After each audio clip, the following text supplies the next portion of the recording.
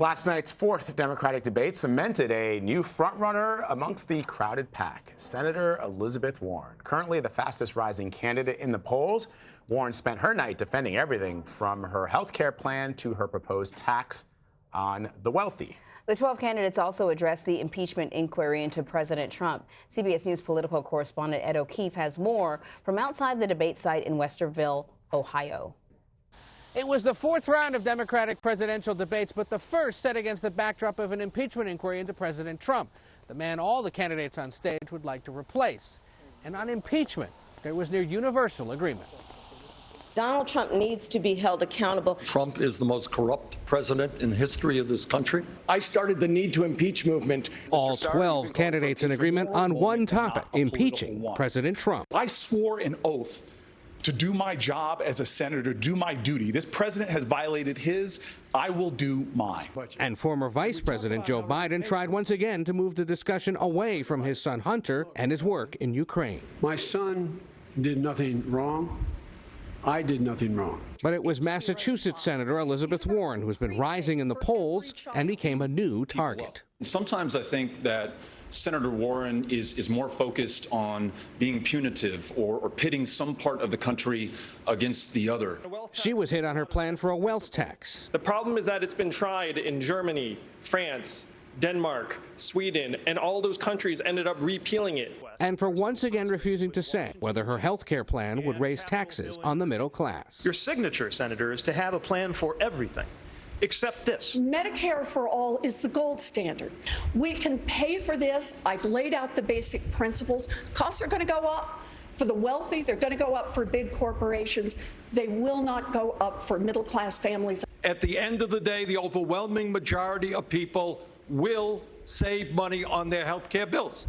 But I do think it is appropriate to acknowledge that taxes will go up. At least Bernie's being honest here and saying how he's going to pay for this and that taxes are going to go up. And I'm sorry, Elizabeth, but you have not said that. Everyone also agreed the president's troop withdrawal from Syria was a mistake. We have an erratic, crazy president who knows not a damn thing about foreign policy. Think about how absurd it is that this president is caging kids on the border and effectively letting ISIS prisoners run free. But they disagreed over how long U.S. troops should remain. You would continue to support having U.S. troops in Syria for an indefinite period of time. You can put an end to endless war without embracing Donald Trump's policy. Will you end the regime change war is the question. What we're doing, or what we were doing in Syria, was keeping our word.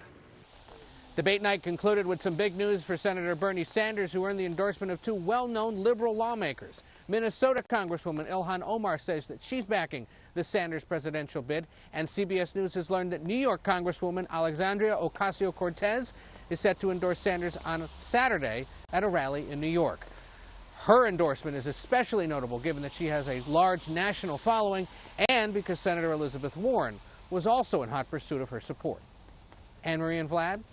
All right, Ed, thank you very much. CBSN political reporter Caitlin Huey-Burns was also at last night's debate, and she joins us now from Westerville. So, Caitlin, it goes without saying that it was a challenging night for Senator Warren, but it seemed to indicate that she was the front runner because you had everybody on that stage going after her, and no one really went after Vice President Biden at all.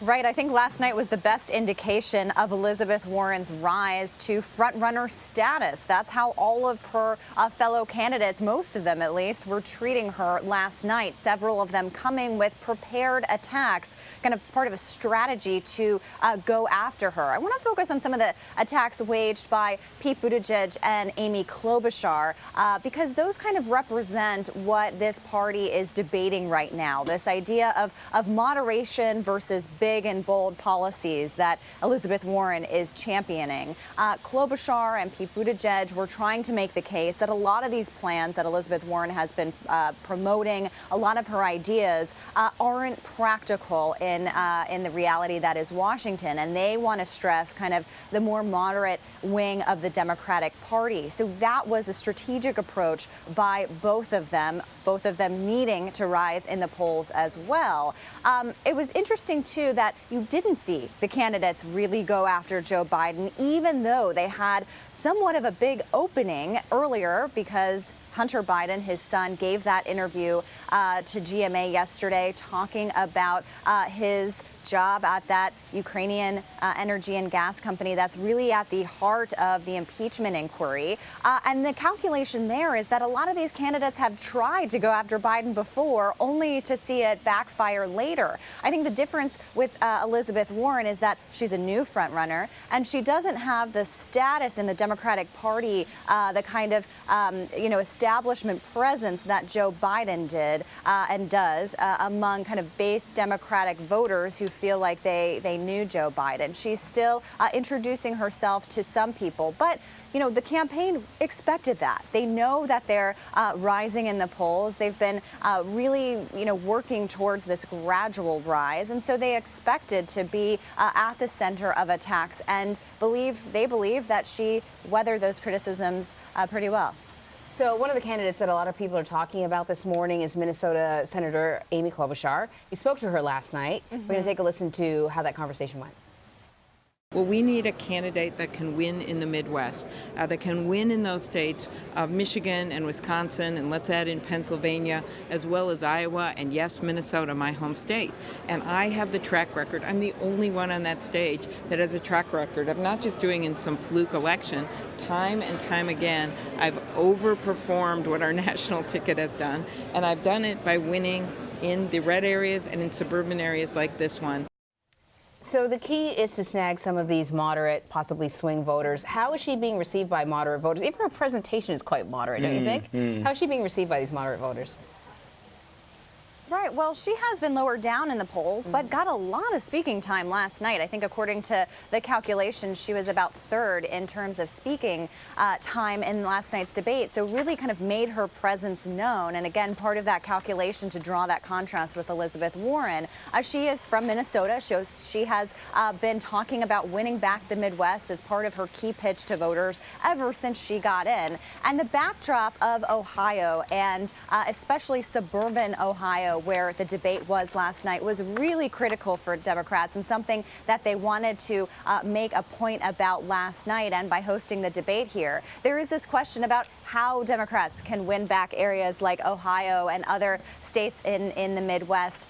Do you do it by trying to convert Trump voters back to the Democratic side? Do you do it by trying to increase turnout in the more diverse cities in these Midwestern states, areas like Cleveland or areas like Detroit? Or do you, focus on suburbs like Westerville, suburb of Columbus, where we've seen a trend from red to blue, voters turning against Republicans and towards Democrats? That seems to be the focus of Democrats, at least last night. Let me ask you real quickly about Senator Bernie Sanders, Caitlin. This is the first time we'd seen him on this stage since his heart attack. He thanked the folks who are supporting him, but also the fellow candidates for their well wishes. One thing that was interesting is these high-profile endorsements that he is getting. Although of the squad, I note that he does not have the endorsement as of yet of Ayanna Pressley, which is kind of interesting because he's got Ilhan Omar. He's got AOC. He's got Rashida Tlaib. So are folks still feeling the burn? It does strike me that Senator Sanders is still one of the frontrunners. Right. Ayanna Pressley is a Massachusetts representative, so is she holding out for someone like Elizabeth Warren? We'll wait to see. But I think if you were watching last night, you would never know that Bernie Sanders just recently had a heart attack. And that was also a message that the campaign really wanted to put forward. And you also saw him draw upon that experience to talk about his signature issue, which is Medicare for all. And so you're going to see him have a kind of re-kickoff rally, so to speak, in New York this weekend, where Alexandria Ocasio-Cortez is expected to endorse him. And now that isn't a huge surprise, but it does give him some serious momentum, I think, or at least another credential heading into this stretch of the campaign where we've seen his poll numbers fall. There have been these questions about his viability given that heart attack and in the rise of Elizabeth Warren. So this was an effort by the campaign to show strength, to show support, and to show that they're back on the campaign trail. So we'll see if voters took that time that he was sidelined to look at other candidates like Elizabeth Warren, or if they remain focused on his campaign. He has raised a lot of money, which gives us some indication. I thought it was interesting that the other candidates did not choose to pick up on that. And in fact, they sort of defended him when he was asked about his health and his age. Yeah. All right, Caitlin, thank you so much. Thank you.